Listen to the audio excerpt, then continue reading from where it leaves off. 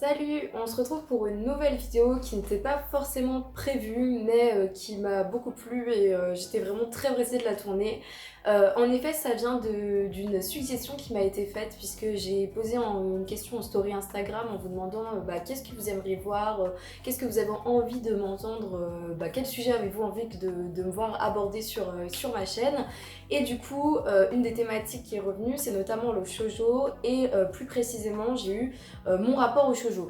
Du coup, je trouve que c'est une très bonne thématique puisque c'est à partir de mon rapport au shoujo que je me suis posé tout un tas de questions, notamment des questions féministes, et que j'en suis arrivée là à l'envie de proposer une chaîne où on parle d'autrices de shoujo manga et en mettant en avant tout ça. Donc voilà, c'est parti pour une petite vidéo qui va récapituler tout ça. Et pour bien débuter, quoi de mieux qu'une petite définition pour mettre les choses à plat et que tout le monde sache bien de quoi je parle et que tout le monde se situe dans le monde vaste qu'est le manga. Donc le shoujo, qu'est-ce que c'est? On parle de shoujo manga, donc c'est un manga adressé aux jeunes filles, puisque shoujo ça signifie jeune fille ou l'adolescente. C'est un terme qui est parfois un petit peu confus en Occident puisqu'on a tendance à l'associer à un genre, on a tendance à lui coller certains critères comme le fait que le shoujo ce soit forcément de la romance alors que c'est assez faux puisque en fait shoujo c'est juste une cible éditoriale, ça précise que c'est un manga qui est adressé à tel public, qui est publié dans un magazine destiné à tel public, mais ça n'a pas de critères en termes de thématiques, etc. Bien sûr, il y a des thèmes qui sont plus abordés que d'autres, notamment la romance effectivement, mais aussi l'horreur. On a vu beaucoup de récits d'horreur publiés dans des magazines shoujo à destination de jeunes filles, donc ce serait un petit peu dommage de réduire le shoujo à une simple romance un peu niaise. Donc après cette petite définition, on va rentrer dans le vif du sujet. Je vais vous parler de mon rapport au shoujo en tant que lectrice et comment j'ai évolué au fil du temps. Donc j'ai commencé par lire du shoujo, puisque mon premier manga était Fruit Basket. J'ai vite enchaîné avec Nana, puis Fullmetal Alchemist, Nana, vous connaissez la suite. Donc du coup j'ai tout de suite été intéressée par le shoujo et ce qui s'est passé c'est que il y a toujours eu un espèce de, de malentendu. J'ai jamais osé vraiment parler directement du fait que je lisais des shoujo. Quand je m'adressais aux gens et je disais que je lisais des mangas, je parlais plus facilement de mes lectures de type Fullmetal Alchemist. Je parlais des choses qui étaient associées à la masculinité et très rarement du shoujo que je jugeais un peu futile, un peu niais et qui pouvait pas forcément être de bonne qualité, donc je ne me permettais pas d'en parler à d'autres personnes. Du coup, petit à petit, ce qui s'est passé, c'est qu'à force de ne pas en parler et de le mettre de côté, je m'y suis tout simplement plus du tout intéressée puisque je n'en lisais plus et autour de moi, plus personne n'en lisait, donc voilà. À partir de là, l'écart entre moi et le shoujo s'est creusé, mais un jour, j'ai décidé je me suis un peu mise aux animés et à l'animation japonaise, et c'est à partir de là que je me suis reconfrontée un petit peu plus tard au shoujo. Mais ce qui est un petit peu subtil, c'est que si j'achetais des mangas physiques, des mangas papier quoi, je n'ai jamais franchi le cap avant un certain temps d'investir dans des mangas de papier shoujo. Je regardais toujours des animés en ligne de façon à ce qu'en fait personne ne sache vraiment que je lisais du shoujo, que je m'intéressais à la romance ou à ses autres formes. Ensuite, ce qui s'est passé, c'est que je me suis rendu compte que j'aimais bien regarder des animés shoujo et je me suis mise à en lire un petit peu. Mais il fallait que ce soit du shoujo pas comme les autres. Il fallait que ce soit du josei, qui est donc ce qu'on appellerait du shoujo un peu plus mature. Bruno des éditions Akata a fait une vidéo justement où il parle de ce terme en disant que le josei c'est juste du shoujo. Donc c'est pour ça que je mélange un peu les deux dans cette vidéo, mais voilà. Donc je me suis mis à m'intéresser à ce qu'on appelle du josei, qui est donc un shoujo qui se veut plus mature, avec des problématiques d'adultes, et qui du coup, même si j'en lisais, je me cachais un petit peu derrière le fait que je ne lisais pas du shoujo comme les autres, que je n'étais pas dans ces futilités de filles et que je ne tombais pas du tout là-dedans. J'avais vraiment du mal en fait à admettre que ce que je pouvais aimer pouvait être jugé par d'autres personnes qui finalement n'y connaissaient rien puisqu'elles n'en lisaient pas, comme quelque chose de futile ou de niais. C'était quelque chose qui était très dur pour moi de l'admettre Et bon bah ce qui s'est passé c'est que j'ai aussi grandi, là je vous parle d'une période qui est assez vaste, j'ai lu mon premier manga en CM2 et bon bah on va dire que là on se téléporte jusqu'au début de la fac à peu près, où là bah, j'ai quand même été confrontée à pas mal de questionnements féministes, notamment après le mouvement MeToo. On a vu une vraie libération de la parole, où les femmes ont commencé à s'exprimer, on a vu plein de pages Instagram popper dans tous les sens pour expliquer des concepts qui juste me paraissaient lointains avant. Et du coup tout ça a un petit peu bouillonné dans ma tête et ça m'a amené à réfléchir justement à mon rapport au shoujo qui était pas forcément voilà quoi. Quand un prof de lettres va vous qualifier un mauvais roman ou un roman médiocre de roman de ménagère, ou quand un éditeur se permet de tweeter en qualifiant le shoujo de romance à l'eau de rose, on réalise que le milieu littéraire et celui de la bande dessinée est pétri de clichés hyper sexistes et dont certaines expressions cristallisent cela. À partir de là, on peut dresser un constat qui est assez peu plaisant à dresser, mais qui malheureusement est bien trop réel. En effet, tout ce qui relève du bon goût, du positif, des belles choses, va forcément être associé au masculin. C'est-à-dire que tout ce qui est positif en littérature va être viril, va être dans l'action, va être fort, va être écrit par des hommes. On va pas perdre notre temps dans des bons sentiments. Les hommes, de toute façon, n'ont pas le temps pour ça. Ils vont pas se chamailler avec leurs amis. Non, loin de tout ça, ils n'ont pas le temps pour ça. Ils sont bien trop dans l'action et trop pertinents pour ça. Et en parallèle, on a donc les femmes qui sont niaises, qui perdent leur temps à se chamailler avec leurs amis ou à bavarder, qui lisent de la romance niaise puisqu'elles se perdent tout le temps en bons sentiments. Et voilà, donc tout ça dans un espèce de petit nuage rose ridicule qu'on n'a pas du tout envie de voir par chez nous. À partir de là, on peut se dire que le shoujo, qui est un genre, une cible éditoriale qui vise les jeunes femmes, va être complètement la cible de ces clichés-là, et effectivement, c'est le cas.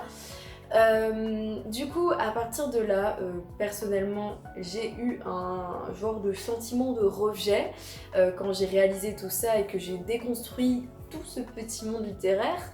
Et j'ai réalisé que tout ce qui était associé à ma féminité, à mon identité en tant que femme, était jugé par la société et par le monde littéraire comme quelque chose de négatif, de futile et de ridicule. Évidemment, quand on réalise cela, ça fait pas forcément plaisir, on se sent un petit peu rejeté et c'est assez violent comme constat. Je crois que finalement, des fois, c'est plus simple de pas forcément gratter et de rester à vivre comme cela. Mais du coup, ça m'a aussi permis de faire pas mal de bonnes choses puisque je suis hyper contente d'avoir lancé une chaîne YouTube en tant que femme où je parle de femmes qui écrivent des trucs pour des femmes, et donc c'est hyper chouette et hyper positif. Et du coup, j'en suis venue à partir de cette espèce de déconstruction de tous les clichés que moi-même j'avais intériorisés, hein. J'étais clairement pétrie de clichés sexistes. Je me suis rendu compte que une valorisation des femmes était possible et que cela passait par tout simplement donner la possibilité aux gens de découvrir concrètement ce qui était fait ici dans le cadre du shoujo, pour s'ouvrir à tout ça et juste avoir les clés pour le découvrir.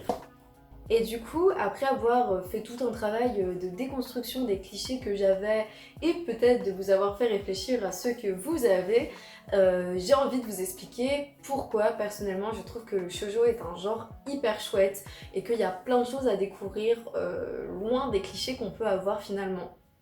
Premièrement, j'ai envie de vous parler de l'influence du shoujo. Parce qu'en effet, les mangas que vous lisez actuellement, que ce soit des shonen ou des seinen, ont plein d'influences qui viennent du shoujo. Alors, je prends des pincettes, je ne suis pas en train de vous dire que votre auteur favori a décalqué une planche d'un manga de Moto Hagio pour écrire ses propres récits. Non, loin de là, mais c'est tout un jeu d'influence où certains éléments du shoujo ont pu inspirer d'autres auteurs qui n'écrivaient pas du tout la même chose. Et voilà, donc tout ce petit mélange a apporté plein de choses, et du coup j'ai envie de vous parler de ces éléments du shoujo qui se sont transmis dans le manga de façon plus générale et qui ont apporté tout un petit truc en plus. Un des éléments du shoujo qui est très caractéristique, c'est le monologue intérieur. Qu'est-ce que le monologue intérieur? C'est tout simplement quand on a l'héroïne ou le héros qui a des moments d'introspection où il réfléchit à ce qui se passe autour de lui, ses sentiments, etc. Et c'est un moment qui est un petit peu hors du temps en fait. On a donc le récit qui se déroule sous nos yeux et un moment qui est un peu en cassure où on a le personnage qui se met à penser et à divaguer. Le monologue intérieur, c'est un des éléments qui nous fait rentrer dans l'intimité des personnages, qui nous permet de comprendre leur psychologie, leur richesse, et c'est vraiment un des points forts du shoujo. Et en fait, on se rend compte que petit à petit, dans le seinen, en fait, on a beaucoup de monologues intérieurs qui sont un petit peu inspirés du shoujo. Personnellement, je pense à... Enfin, quand j'ai réfléchi à cette vidéo, il y a un élément qui m'a tout de suite frappée, c'est dans le cas de Monster de Naoki Urasawa, où on voit Dr Tenma, le personnage principal, avoir des moments d'introspection intense dès le début de l'histoire, où il va remettre en question en fait toutes les choses qu'il pensait pour acquis en se posant des questions éthiques. D'ailleurs, au niveau de la mise en scène, je trouve que ça ressemble vachement à ce qu'on peut voir dans le shoujo. On a donc le personnage avec un visage un peu crispé dans l'introspection qui doute, le regard dans le vide, et derrière lui, on a des personnages qui lui disent des choses et qui du coup lui le font réfléchir, et voilà, donc c'est toute une mise en scène avec le visage du personnage derrière des cases qui représentent des choses qu'il a déjà vues, et voilà, donc il y a toute cette réflexion et c'est quelque chose que j'ai déjà vu dans du shoujo. Je vous disais qu'au niveau de la mise en scène, c'est aussi un élément propre au shoujo. On retrouve vraiment des mises en scène particulières, je pense notamment à cet effet de déconstruction de cases où des éléments du corps du personnage vont en gros casser un peu les cases traditionnelles où on a deux colonnes et où voilà, on va par exemple avoir les cheveux de l'héroïne qui coupent la page en deux, ou un objet du personnage qui voilà, découpe la planche, enfin voilà, il y a tout un jeu avec ceux-là que je trouve très intéressant et que j'ai pu voir par-ci par-là dans le seinen. Mais un des éléments qui a aussi participé, je pense, au fait que le shoujo soit dénigré, c'est aussi la représentation des yeux.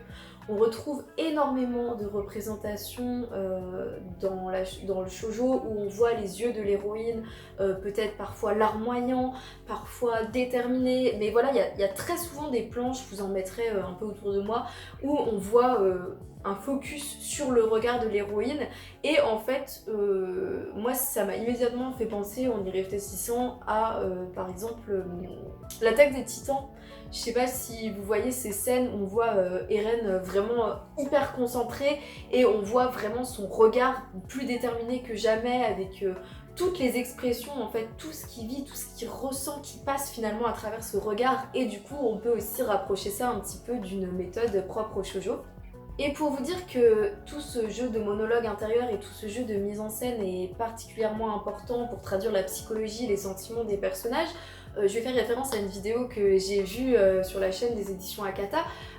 Bruno Femme du coup disait que dans le shoujo, quand on décide de le traduire et de l'imprimer, on fait des choix de police qui sont là pour signifier que le personnage est par exemple dans la vie de tous les jours, ou qu'il est en train de réfléchir. Et c'est vrai que je vous mettrai des plans, j'ai feuilleté La Rose de Versailles, et par exemple, donc c'est édité par Kana, on a des moments de vie, voilà, il se passe des actions de récit qui sont écrits de façon basique quoi, et les moments d'introspection sont en gras, les cases sont un petit peu en pointillé, enfin voilà, il y a tout un jeu avec ça, et vraiment les émotions, c'est pas seulement pour comment dire, rentrer dans le pathos, etc. Mais c'est tout un jeu qui apporte énormément de richesse à l'œuvre en elle-même et au dessin des auteurs et autrices.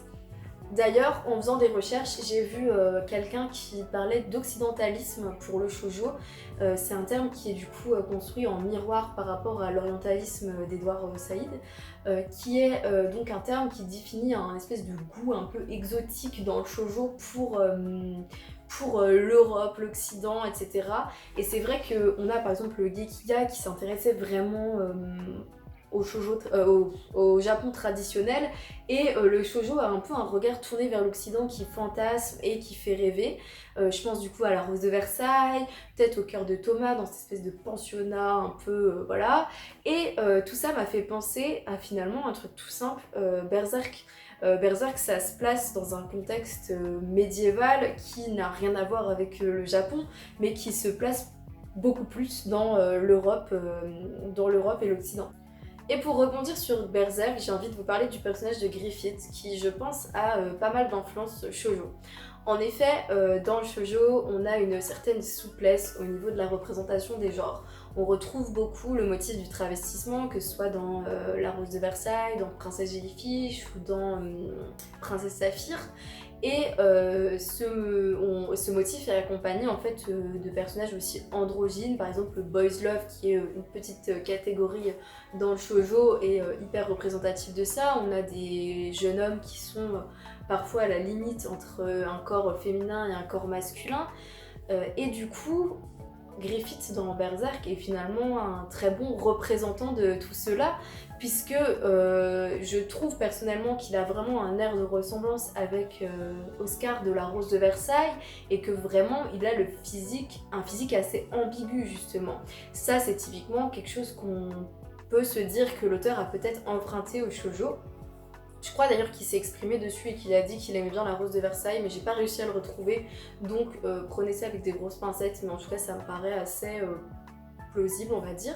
Et en plus, je trouve ce qui est pas mal intéressant avec Berserk, c'est qu'on a un des arcs très appréciés, donc le Golden Age, qui est un arc où il y a pas mal d'intrigues de cours autour du personnage de Griffith justement, et finalement ça fait un peu écho à La Rose de Versailles. On retrouve du coup les intrigues de cours, La Rose de Versailles, moi j'ai vu ça dans Bazara, j'ai vu ça dans Yona, enfin voilà, tout ce jeu politique où on a un personnage qui essaye d'agir dans l'ombre, voilà. Et donc en fait finalement ce motif qu'on retrouve dans Berserk, soit à travers la représentation du genre ou les intrigues de cours, on pourrait se demander si c'est pas un petit peu emprunté au shoujo. Donc à partir de là, j'espère que j'ai été assez claire, mais j'ai quand même envie de vous dire que voilà, le shoujo c'est un genre qui a pas mal influencé le manga de façon très large. Évidemment, comme je vous disais plus tôt, mes exemples sont ce qu'ils sont, et je suis hyper curieuse de voir si vous avez d'autres exemples et d'autres éléments à amener à cette réflexion. Mais le shoujo, c'est pas uniquement chouette parce que ça a influencé le manga de façon globale. Le shoujo, c'est chouette pour plein d'autres raisons, et la première, c'est parce que en tant que femme, on peut avoir envie de se retrouver dans des récits de femmes. L'adolescence, par exemple, c'est un passage assez complexe, et peut-être que des romances collégiennes, ça peut aiguiller une jeune femme sur sa construction, sur ses relations amoureuses et comment elle peut les vivre. Qu'est-ce qui se passe, quelles sont ses envies, ses désirs, voilà, et ça peut lui permettre d'avoir un espèce de cadre, un guide, qui ça peut vraiment lui ouvrir certaines portes. Je pense par exemple à aussi Seven Seeds, il y a un passage où Natsu, un des personnages principaux, a ses règles, et je pense qu'une jeune femme peut avoir envie de voir un petit peu, entendre parler de règles, de l'inconfort que ça peut avoir dans une vie. Enfin voilà, on peut se retrouver aussi dans ces récits écrits par des femmes avec des personnages féminins. Mais de façon plus récente maintenant, on a aussi des shoujo qui soulèvent des questions un peu plus violentes et plus crues, qui sont des questions de violence, avec par exemple Moi aussi qui dénonce très clairement les agressions sexistes qui peuvent avoir lieu dans le cadre d'une entreprise, ou encore Don't Fake Your Smile qui parle d'une agression d'une adolescente sur le chemin du retour de l'école. Enfin voilà, le shoujo c'est aussi un moyen de partager des vécus de femmes et de pouvoir s'y retrouver, mais je pense que ce serait le côté pédagogique du shoujo est hyper intéressant pour les jeunes filles, mais je pense que ce serait un peu réducteur en fait de se dire que c'est uniquement valable pour les jeunes filles, puisque tout simplement je ne crois pas qu'il existe beaucoup de mangas qui traitent de romance ou de certains questionnements qu'on peut avoir à l'adolescence s'adressant aux jeunes hommes. Du coup, je pense que le shoujo peut être intéressant aussi pour les jeunes hommes qui se posent des questions sur cela. Je crois que en termes de shonen, je suis vraiment pas beaucoup capable de vous citer des titres qui pourraient traiter de cela en dehors de Blue Flag, peut-être de Rauf Dadashi, mais du coup c'est vrai que J'imagine qu'il y a plein de garçons qui passent aussi par ces questionnements et qui peut-être auraient besoin de se retrouver dans un shoujo et d'en lire un pour un peu plus comprendre ce qu'ils vivent. Donc voilà, le shoujo c'est très chouette, je vous recommande d'en lire pour toutes ces raisons et maintenant je vais vous faire quelques petites suggestions histoire de vous situer ce que j'aime, ce que j'aime pas, ce que je vous conseille, ce que je vous conseille pas. On va commencer par des shoujo un peu classiques. On a par exemple Fruit Basket dont je vous parlais qui est vraiment un petit peu le stéréotype finalement du shoujo un peu mignon avec de la romance mais qui est je pense intéressant parce que moi en tant que jeune fille m'a marqué. Puis on a Nana qui est archi culte. Ai Yazawa c'est une autrice qui a su marquer toute une génération de jeunes filles donc c'est quand même hyper intéressant de se questionner sur cela. Ça parle d'amitié, ça parle de mode, ça parle d'amour, ça parle de tellement de choses, ça parle juste de la vie en fait. On a aussi Le Sablier que je citais un peu plus tôt qui lui est un peu plus axé romance, qui est peut-être un peu plus terre à terre que Fruit Basket qui a un petit côté fantastique et qui peut justement être pas mal dans la catégorie culte classique. On a par exemple des shoujo un petit peu plus violents, un peu plus crus avec Seven Seeds qui est clairement un shoujo SF de survie, d'aventure. On a par exemple River's Edge qui est un shoujo de Kyoko Okazaki qui nous parle de la vie adolescente dans ce qu'il y a de plus sordide on va dire. On a ensuite des shoujo un peu plus d'aventure avec Bazara qui est un petit peu malheureusement difficile à se procurer mais vous pouvez vous intéresser à un manga qui en est fortement inspiré et qui est très populaire, Yona, Princesse de l'Aube, où clairement on n'a pas du tout, enfin si il y a de la romance mais on a tout un côté aventure, découverte qui pourrait être rapproché de certains shonen. On a aussi des shoujo qui sont comiques avec par exemple Nodame Cantabile ou les mangas de Akiko Higashimura. Enfin vraiment le shoujo c'est de la diversité, il y a énormément de titres qui pourraient vous intéresser si vous ne restez pas sur le côté juste romance, même si bien sûr personnellement je pense que la romance n'a rien de mal à partir du moment où elle est bien écrite. Mais voilà, donc la conclusion de cette vidéo, c'est tout simplement lisez ce que vous avez envie, mais essayez de ne pas vous freiner sur des choses un peu sexistes que vous avez intégrées, comme le fait que le shoujo ou les choses destinées à un public féminin ne sont pas intéressants. Essayez d'ouvrir un petit peu votre esprit et de creuser un peu plus loin, je suis sûre que vous ferez de belles découvertes. Donc voilà, salut!